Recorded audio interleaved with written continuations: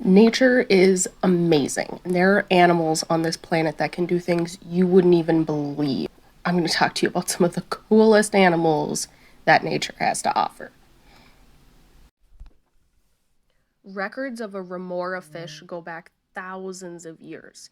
In ancient Rome, they were thought to stop boats from being able to move in the water and slow them down because of how many of them attached to the bottom of a boat.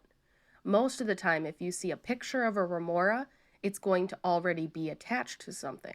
Sometimes boats, most often sharks or sea turtles, sometimes even divers.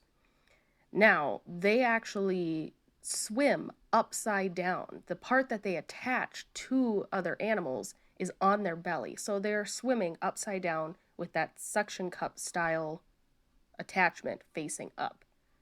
Now, they're not a parasite like you would see on a lot of animals that attach to something else. It's actually a symbiotic relationship. What that means is a lot like how clownfish live inside of an anemone. A clownfish lives in an anemone, and the anemone actually protects them, and the clownfish brings food scraps into the anemone to eat. It's very similar for the remora. The remora will actually clean some of the debris off of sharks and sea turtles, and in return, they get their food from those sharks and sea turtles. Now, that sucker is way powerful. Like, really, really, really strong. So strong, in fact, that people actually use a remora to fish for sea turtles and sharks. They'll tie a rope to the tail of the remora and cast it out, and when it attaches to a shark or a sea turtle, they'll pull it back in.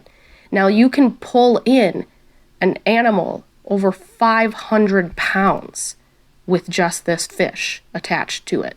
No hook, nothing, just that suction cup. Now, that seems pretty terrifying, so what do you do if you're a diver swimming and a remora attaches to you? There's no way to get it off, right?